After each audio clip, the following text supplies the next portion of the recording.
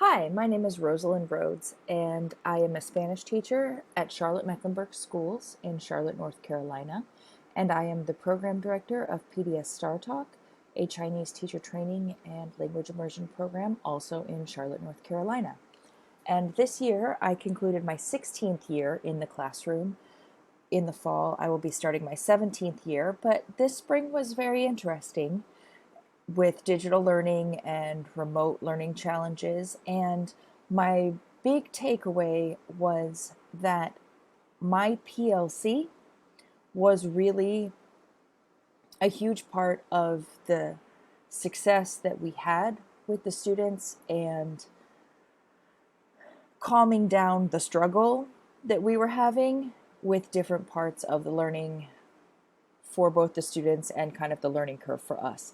So what I wanted to bring you guys was 5 steps to a virtually perfect PLC. Now, I have 2 goals. Our primary goal for this presentation is to reflect on the benefits of a virtual PLC and see how we can effectively and efficiently use virtual PLC to support ourselves as teachers and to facilitate student learning. The final challenge goal that I'm going to kind of give you at the end, but I'll tell you about now, is I hope that by the end you've kind of been convinced enough to give it a shot and to send an email, like actually send an email to a person, to another teacher who could be part of maybe the rest of your summer learning or get started with you in your own virtual PLC. So, step 1, PLCs. A PLC is a group of teachers. That's it, right? It's a professional learning community or a PLN or a whatever, okay? It's a group of teachers who are going to do the work. You want teachers in a group who have like mindset for how to do the work and what work really needs to be done. And if you look at these little Bitmojis, you've got me, and then you have the 2 other people who made up my virtual PLC for the spring. Now, in our cases, we teach the same language and we teach the same courses, but we are not in the same building, okay? One of the things that happens a lot, especially in middle school, which is what I teach right now, is that you end up being the one person in your building that's the language teacher. So we banded together and we decided that we were going to do this whole spring remote learning experience together because why not, right? We don't have to reinvent the wheel. We can do the thing all together. Everybody's supported and we all feel a lot better about the overall goal. We had, over the course of the spring, several members hop on from different states. Other people that we had worked with in previous schools hopped on and off and helped here and there, but our main group were the 3 people that you see here in our Bitmojis. It is possible to have teachers of different languages who teach the same level because then you can like create the same stuff and then just work it out in your particular language. If you teach the same level, but you know, my best friend teaches Chinese and I teach Spanish. So if we teach the same level, we can kind of work it out. But for the purposes of what we did this spring and for what I want to show you today, it really is just super helpful if you are in the same language and the same courses, the same levels, because that way you can really do the work together and you end up doing less work and it's just a lot easier. So, step 1, don't limit yourself to your building. While you're thinking about this and who you might be able to send that email to at the end, super good to think all around your district or other states, other buildings, other places where you're like, oh man, that teacher is awesome. I bet I could get in touch with him and he would be super helpful for me and we could like PLC together, right? So, step 2, this saved us a lot of time and a lot of kind of awkward, wasted time at the beginning. We just put a text group chat on our phone, right? Put a group chat on your phone. You've got the people that are in your PLC just right there at your fingertips. And You can use it for funny stuff to just kind of chat. Hey, how's it going? Quarantine is crazy. All of those things. But what we used it for besides that was to set what we needed to do in the meeting beforehand. So what are the must-dos that have to get done this week at our first meeting? What is the work that we need to bring beforehand? What are the 3 things that have to be posted by the end of the meeting? What are the admin responsibilities or the district responsibilities, and who has to do what? All of that stuff got handled in a group text before we even met. Okay? It doesn't take a lot of time, but it really takes a lot of time off of the meeting, because you can handle all of the kind of mini administrative stuff and, oh, what's the date for this? Just handle it in a text. It doesn't have to be part of the meeting when you need to do the work. And then at the end of each meeting, you can kind of set, okay, well, this much is how much we got done. This is the content that we created. Now I need you to finish this, and I need you to finish that. All of those things can be handled at the end of the meeting, and you can just touch base via text through the rest of the week. So creating that group chat to set all of that stuff beforehand was very helpful. Now, step 3 is really key for me because I have 3 kids at home and we were all quarantined together, right? So, and we got a puppy because I thought getting a puppy during quarantine would be like a great idea. So, with 3 kids and a puppy at home, everybody had life, right? We have our own kids that we have to help teach and manage, and I had this puppy, and the other members of our PLC had also their lives. So what we did to kind of combat the crazy was we built it in, right? We set a consistent time that we knew, okay, from 2:30 to 3:45, Monday and Wednesday, we're going to have PLC. We were only required to meet one time as far as the school was concerned. Like my school said, meet with your PLC once. But we liked twice because we were creating all of this stuff from scratch. So we went with twice. The PLC meeting for us lasted an hour and 15 minutes, and we stuck to that time. If it was going to go an hour and 16 minutes, you were more than welcome to leave. You did not have to stay. We only had agreed upon this hour and 15 minutes. Now, that main hour, we did work. We did resource finding, designing activities, creating activities, making the videos, formatting the documents, doing all of the stuff that we were going to do to make sure that the content was happening.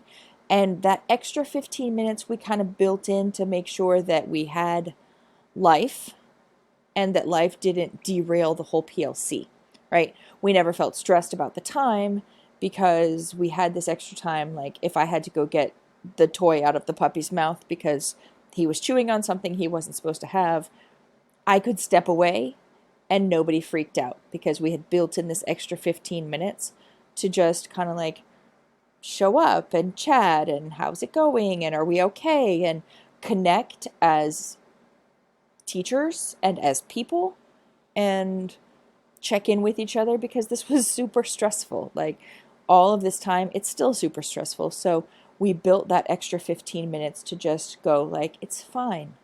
We're fine. We're people. And this is what life is, right? Life is now working from home. So we built that time in and nobody was stressed about time.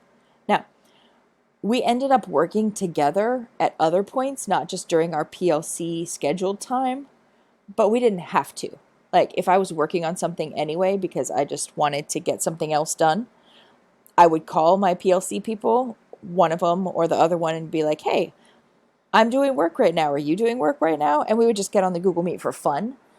But the required work, we only did during these we only expected that we would be together during these consistent set times.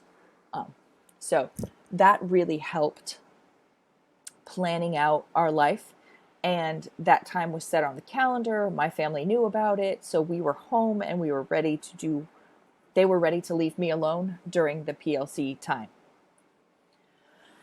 Oh, step 4, organizing my workspace, virtual workspace. My classroom is very organized. My Google Drive is a hot mess. Google Drive organization for me is a major growth area. I don't know why. I don't know what it is that stresses me out, or that I just can't seem to name things what they're supposed to be named. But I don't. So we made a folder that was, Distance Learning 2020, and that was the folder that all 3 of us had access to. And I thought that was fine. And then I realized that I wasn't consistently doing the right thing with it. So it looked like this screenshot on the left, right? I named things randomly. I shoved them all in this one folder. It could have been different grade levels. Some things are named 6th grade. Some things are named exploratory. That's the same class. Sometimes they're named exploratory 6th. Some things are just copies. It was just, my Google Drive is a hot mess. So what we decided that we were going to do is we were going to say, okay, Distance Learning 2020 is where we work from. Then we have subfolders, and those subfolders, or the main folders inside the Distance Learning folder, are 7th grade, 8th grade, and 6th grade, right? And it was by grade and by level, a double name. Then within that, we had topics, and within that, we had dates for the weekly modules, because we were doing asynchronous class by week. And I think it was Dory CP on Twitter that said, please don't name things like week 1, because everybody's week 1 is different and it's very hard to keep up with. So we went with dates, right? Week of April 6th. That was that folder. And then everything inside that folder was named what it was by date. So exploratory 6th activity slides, and the date was the name of the file, and exploratory 6th activity sheet, and then the date was the name of the activity sheet that went with that slide deck, and the videos went in there, and everything got a lot more streamlined.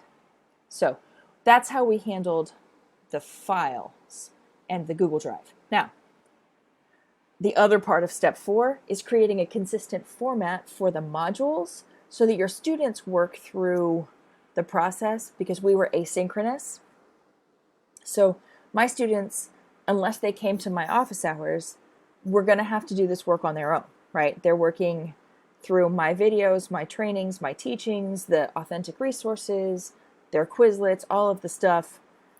And we wanted to create a consistent format where everything was inside the weekly module slide deck, and all of the links and all of the stuff was inside that. So early on, we just kind of said, like, okay, here's a goal, here's a week, it's going to be in 5 segments, and this is basically the instructions. But we streamlined that into having a very much more consistent format, color coding for classes, the titles, the dates were better, the goals were more clear. It had, each thing had 6 parts. Each week had 6 parts that they had to do, and it showed within the slide deck, like, okay, now stop here, go practice your Quizlet, stop here, take a break, have a brain break. All of that stuff was built into these weekly modules, and as we consistently formatted things like color, font, order, all of those things, the kids were able to navigate the work independently a lot better than they had been doing at the beginning of the process, right? They're learning, we're learning, and it was getting better.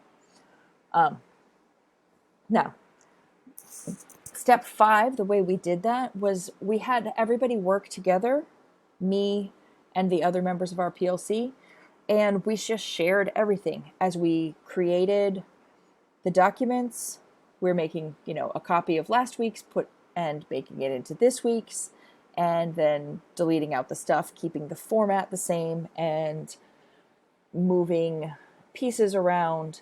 And it was just constantly working together and sharing all of the stuff. If I had a really good idea and I found a video for it, chunk it in that Google Drive folder. If I made something and it was either a work in progress or it turned out to be very good, put it in the folder. So everything we co-created and put together in one space. And then it was much more efficient to find everything and to know that I didn't have to do all of the work. We fessed up to that. Not that we were hiding it, but like Russell and I just started putting Rhodes Russell on all of the stuff. We showed the students that this was being done by both of us. They knew both of us. We're both teachers. The two of us happened to be in the same building. So we just had our two Bitmojis on the main intro slides, and then we kind of alternated here and there with our Bitmojis so that they knew that the work is being co-created. Sometimes, as you can see, sometimes they would hear my voice and pictures of me and my family. Sometimes they would hear Russell's voice and pictures of her and her family. If we had teacher-made resources, she would write some and I would write some. We would have the other members of our PLC, some who were native speakers, some who weren't, record the other listening activities. So we had a wide variety of accents and content, and it wasn't all on me to create a whole entire thing, and all on that other teacher, and all on the third teacher and the fourth teacher to create what is basically the same stuff. So we just split it all up, shared it all together, make sure the sharing permissions on all of the videos that you make are open enough for everybody's students to be able to access them. And then we just moved on from there. So sharing and working together during the PLC time, actually working on one co-created document, always working together on the same slide deck, cut our work time, I don't know if in half is true, but made our work time much more efficient, because I was only responsible for some pieces and not the whole thing every single week. Now, it's possible that you have seen lots of Bitmojis in here. I love them. I added the Bitmoji extension, that Chrome extension, to my computer so that I can just get in there and get Bitmojis put into my slides all the time. You have to, in order to get them done in the target language, in order for them to have target language text, I had to change my computer into the target language. So like the settings, my Google settings are now in Spanish because that made the Bitmojis be in Spanish. They're already in Spanish on my phone, but for some reason the Chrome extension didn't port them into Spanish unless I changed my computer into Spanish. So I did that, and then I got cool Bitmojis in Spanish, and we used them for basically everything.